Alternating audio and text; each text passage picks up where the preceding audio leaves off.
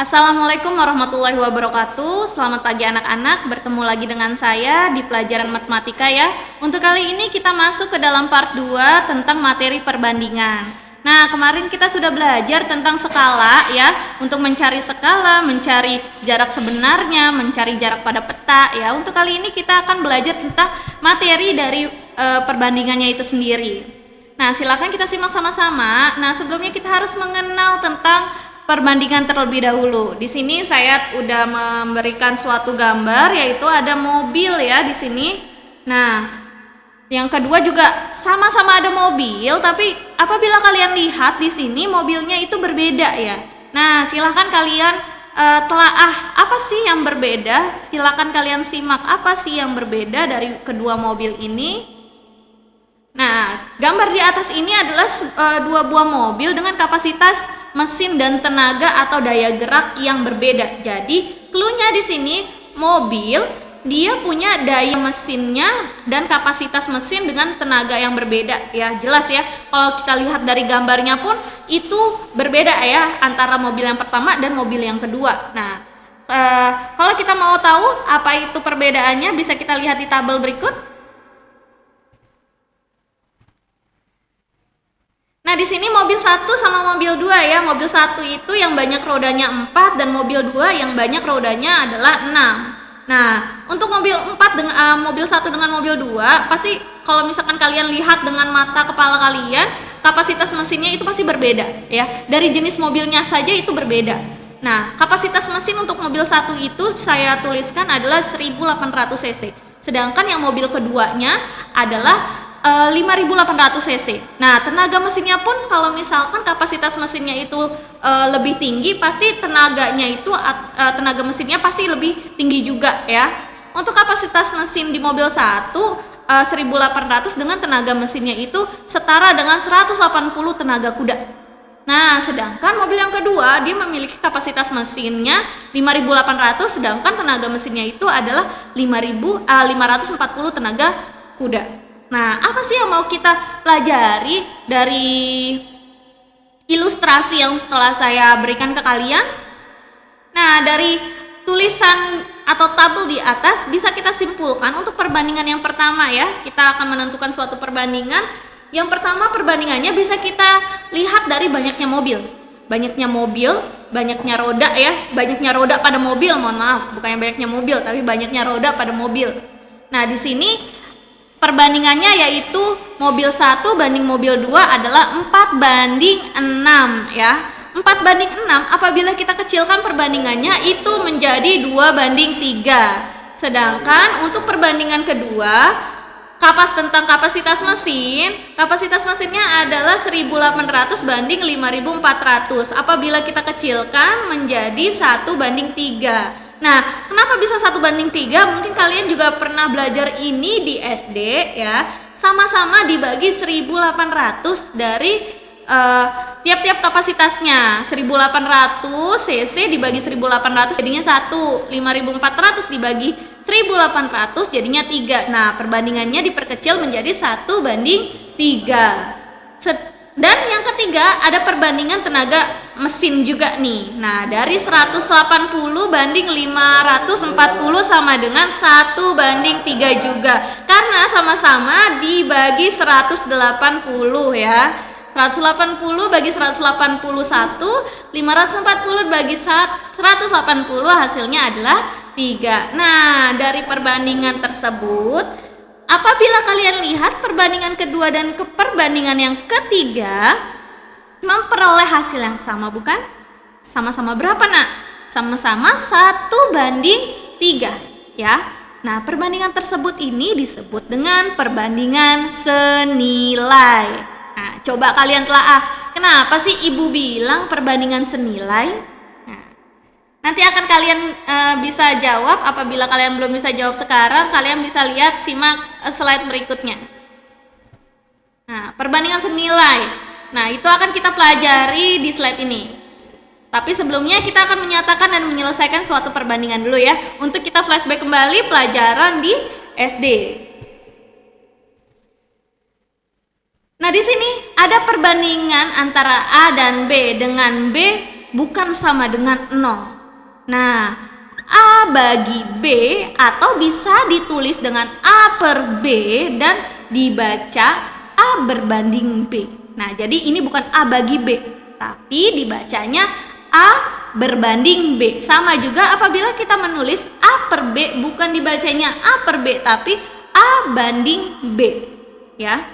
Nah, di sini ada sederhanakan perbandingan-perbandingan berikut. Nah, di sini ada contoh soal. Kita akan balik ke pelajaran SD nih. Pasti kalian sudah paham semuanya untuk pelajaran ini. Di sini ada 3 soal. Dari satu soal pertama ya, ada A itu ada 45 banding 120. Ya, ingat ya, cara bacanya adalah banding atau berbanding ya. B 16 1/2 berbanding 9. Yang C 27 cm banding 1,8 meter. Nah, kita lihat cara penyelesaiannya. Untuk yang A 45 banding 120 sama dengan 3 banding 8. Nah, kenapa bisa seperti itu? Di situ juga sudah saya terangkan karena masing-masing dibagi 15 atau FPB-nya dari 45 dan 120 ya adalah 15. Jadi kita harus nyari faktor persekutuan terbesar ya. Jadi kalian harus ingat kembali tuh. Nah, yang B, kalau misalkan pecahan seperti ini, pecahan campuran itu bagaimana? Di sini ada 16 1/2 banding 9. Nah, 16 1/2-nya kita buat dulu menjadi pecahan yang sederhana ya, yaitu 33/2 banding 1/9. Nah, setelah itu bandingnya ini atau simbol titik 2-nya ini kita ubah menjadi kali. Jadi bisa kita kalikan ya, 33 dikali 1 dan 2 dikali 9. Jadi sama dengan 33/18 atau 33 banding 18. Nah, ini juga kita kecilkan ya, 33/18 kita kecilkan, sama-sama kita bagi 3 ya, menjadi 11/6. Nah, yang C 27 cm dengan dibandingkan dengan 1,8 meter. Nah, kalau ada pengukuran seperti ini kita harus samakan dulu nih. Kita harus samakan dulu satuannya. Nah, kemana nih? Ke satuan yang paling terkecil, yaitu sentinya. Ya, bukan meter ya. Jadi meter yang harus kita ubah ke senti. Bukan senti yang harus kita ubah ke meter, supaya perhitungannya lebih mudah. Nah, jadinya perbandingannya menjadi 27 cm banding 180 cm. Nah, apabila kita kecilkan hasilnya menjadi 27 banding 180. Masing-masing dibagi 9. Apabila kita bagi 9, yaitu hasilnya jadinya 3 banding 20. Karena FPB dari 27 dengan 180 itu adalah 9 ya. Itu asalnya. Nah, untuk pelajaran ini jangan sampai kalian melupakannya ya anak-anak ya. Baik, yang selanjutnya menyelesaikan perbandingan. Perbandingan dapat disederhanakan dengan menyamakan satuan dan membagi besarannya dengan KPK dari besaran tersebut. Nah, contoh soal nih, ada soal HOTS nih. Dalam sebuah kotak terdapat permen berwarna putih, kuning, dan merah. Sebanyak 30% permen berwarna putih. Jadi 30% berwarna putih berarti dalam satu kotak itu kan seharusnya 100% ya. Kalau 30%-nya itu adalah warnanya putih, berarti 70%-nya adalah warna kuning dan merah. Nah, kalian harus paham di situ dulu. Perbandingan banyaknya permen kuning dan merah itu adalah 5/9 katanya. Nah, di sini tentukan banyaknya permen putih, kuning, dan merah. Tadi clue yang pertama, si putihnya ada 30% nih dari kotak tersebut. Berarti sisanya adalah 70%. Nah, sedangkan clue yang kedua katanya permen kuning dan merah ya, permen kuning dan merah itu perbandingannya adalah 5/9. Nah, bagaimana cara penyelesaiannya? Nah, seperti yang tadi saya bilang ke kalian, kita harus mengetahui banyaknya persentasenya dulu. Putihnya itu adalah 30%, persentase merah dan kuningnya itu adalah 70% ya.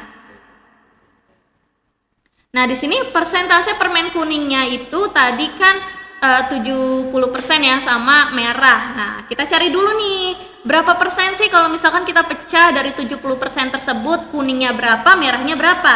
Nah, bisa kita gunakan perbandingan yang telah diketahui oleh soal, yaitu 5:9. Kalau untuk mencari kuning, katanya kan si kuningnya ini 5 ya. 5/5 ditambah 9. 5 ditambah 9 dari mana? Dari total perbandingannya ya. Total perbandingannya jangan lupa 5 ini kepunyaan si kuning ya. 5 jadi 5/5 plus 9 dikali 70%. Nah, hasilnya itu adalah 25%. Sedangkan persentase permen warna merahnya, nah kita tulis dulu nih persentase merahnya. Merahnya perbandingannya kan 9. 9/5 plus 9 dikalikan 70%. Hasilnya adalah 45%. Nah, di sini persentasenya masing-masing permen sudah kita ketahui, yaitu 30, 25, 45 ya. Nah, jadi perbandingan permen kuning, putih, kuning, dan merah yaitu bisa kita gunakan persentasenya tersebut 30% banding 25% banding 45%. Hasilnya perbandingannya adalah 6:5:9. Kenapa? Karena masing-masing dari persentase dibagi 5 ya. Semoga kalian bisa mengerti. Jika belum mengerti lagi, silakan diulang-ulang video ini sampai kalian bisa paham. Selanjutnya, nah, contoh soal yang kedua. Pada tahun ini, perbandingan umur ayah dan adik adalah 9:2. Nah, 3 tahun yang akan datang, umur ayah 39 tahun. Nah, harus digarisbawahi ya, 3 tahun yang akan datang, berarti dari sekarang ke 3 tahun yang ke depan, umur ayah jadi 39 tahun. Tentukan umur mereka masing-masing. Nah, cara jawabnya seperti biasa, kita harus tahu dulu yang diketahui apa.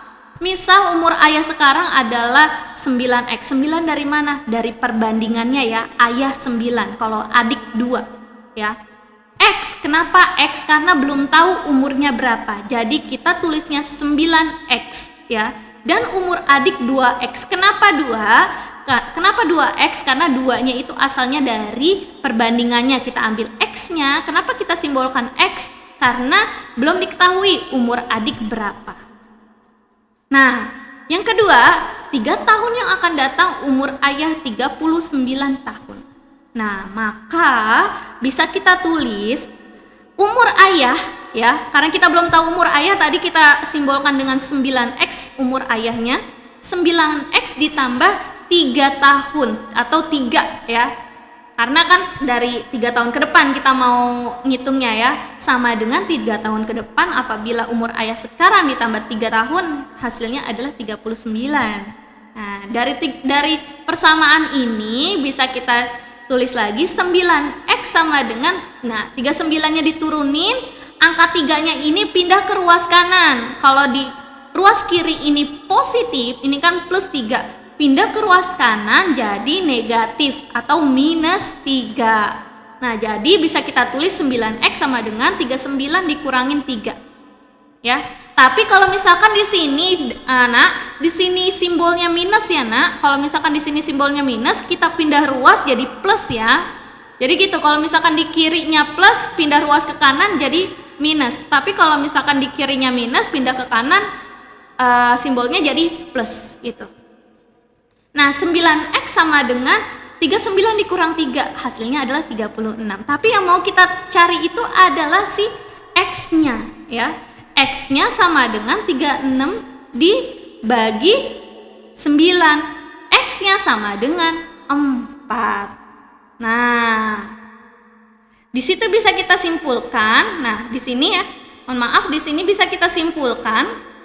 Nah, di sini kan kita disuruh menentukan umur mereka masing-masing. Nah, di sini tugas kalian adalah menghitung umur mereka masing-masing nih. Di sini saya sudah memberitahu nilai X-nya adalah 4 ya. Jadi di akhir pelajaran kalian harus menghitung nih, berapa sih umur si ayah dan berapa sih umur si adik. Tadi kan udah diketahui ayah umurnya 9x. Kalau X-nya udah diketahui 4, Terus si adik juga katanya umurnya 2X nih. Kalau X-nya sudah diketahui 4, umur ayah dan adik sekarang itu berapa? Silahkan kalian coret-coret di bukunya, kalian tulis di bukunya, dan untuk akhir pelajaran kalian laporkan ke saya, ya. Jangan lupa. Nah, itu masih tanda tanya nih di sini nih. Ini adalah tugas buat kalian. Silahkan dikerjakan. Nah, insya Allah untuk yang sebelumnya sudah selesai. Sekarang kita membahas tentang perbandingan senilai yang tadi pertama Ibu telah jelaskan, ya. Kok bisa sih 1:3 itu disebut dengan yang tadi tuh, yang pertama yang tentang si mobil katanya disebut dengan perbandingan senilai. Nah, perbandingan senilai itu nama lainnya adalah seharga, ya. Seharga itu berarti tulisannya sama, ya, harganya sama, nilainya sama. Nah, di sini pada tabel di samping, hasil bagi biaya pulsa dengan lama percakapan pada setiap baris selalu sama, yaitu 60. Nah, kita lihat nih tabelnya, benar nggak sih? Dalam hal ini, bilangan 60 disebut dengan konstanta. Perbandingan dan dapat dinyatakan dengan K. Nah, di sini kita bisa lihat, ya. Di sini ada lamanya percakapan, kalau biaya pulsanya juga, dan biaya pulsa per percakapan, ya. Kalau 1 detiknya 60 rupiah, 2 detiknya 120, 3 detiknya 300. Nah, kalau kita lihat berarti penambahannya per detik itu adalah 60 rupiah, ya, sampai detik ke 20 dan seterusnya. Itu menambahnya 60, 60, 60. Nah, itu adalah konstan, ya. Kalau penambahannya itu sama, itu adalah konstan namanya. Nah, 60-nya ini, angkanya ini yang disebut dengan konstanta. Kalau penambahannya itu konstan, tapi angkanya ini yang disebut dengan konstanta. Konstan itu sama nilainya. Nah, jika X dan Y merupakan perbandingan senilai, nah X dan Y adalah seharga, ya, maka yang pertama hasil bagi pasangan nilai Y dan X selalu sama atau konstan, yang disebut dengan konstanta perbandingan, dinyatakan dengan K. Nah, jadi nilainya 60 ini adalah konstantanya, sedangkan penambahannya itu disebut dengan konstan, ya, atau sama, penambahannya itu sama. Yang kedua, bentuk persamaan dari perbandingan senilai Y terhadap X dengan konstanta K adalah Y sama dengan konstanta X, di mana K-nya itu adalah Y1 per X1, ya. Y-nya itu, ya, detik, ya. Y-nya biaya pulsanya, X-nya itu adalah detiknya. Ini X, ini Y. Jadi kalau misalkan mereka si Y per X itu disebut dengan konstanta, yaitu 60 nilai penambahannya gitu. Dalam hal ini dikatakan bahwa Y berbanding lurus terhadap X, ya. Jadi dari hasil konstanta ini disebut dengan perbandingan senilai. Kenapa? Karena dia penambahannya itu sama, jadi penambahannya 60, 60, 60. Tapi kalau misalkan penambahannya 60, terus habis itu nambahnya 50, habis itu beda lagi jadi 80, terus beda lagi jadi 100, itu bukan konstan namanya, ya. Itu bukan konstan. Tapi kalau konstan atau konstanta nilainya itu adalah penambahannya itu sama. Nah, di sini saya punya contoh soal. Pada masing-masing tabel berikut, tentukan apakah Y terhadap X merupakan perbandingan senilai atau bukan. Nah, jadi untuk memperlancar kalian, ya, untuk membedakan perbandingan senilai atau bukan, kita bisa menggunakan contoh soal ini. Kalian perhatikan di sini untuk soal yang pertama ada A dan B, ya, soal A dan soal B. Nah, X-nya ini yang untuk soal A dulu, ya. Untuk soal A, X-nya adalah 3, 5, dan 7. Sedangkan Y-nya itu adalah 12, 20, sama 28. Nah, kita bisa tahu ini senilai atau tidak dengan cara kita mencari konstantanya, ya. Konstantanya itu konstan atau tidak. Nah, kita hitung satu-satu. Nah, di sini ada Y1, kalau misalkan semakin ke kanan itu Y1, Y2, Y3, sama seperti X1, X2, X3, ya. Jadi, tabel yang sini kita hitung dulu mulai dari konstanta yang pertama, ya, di tabel yang pertama, di angka yang pertama. Nah, di sini ada Y1-nya adalah 12, kita bagi dengan 3, hasilnya adalah 4. Jadi konstanta yang tabel yang pertama itu adalah 4. Kita lihat lagi konstanta tabel yang kedua, itu adalah 20, Y-nya, Y1-nya ya, Y2-nya, X1-nya adalah 5, jadinya 20 bagi 5 adalah 4. Nah, dia udah sama nih. Sekarang kita lihat yang ketiga, 28 dibagi 7. Nah, 28 dibagi 7 sama, hasilnya 4. Nah, karena nilai konstantanya selalu sama atau konstan, maka Y terhadap X merupakan perbandingan yang senilai dengan persamaan Y sama dengan 4X. Dari mana Y sama dengan 4X?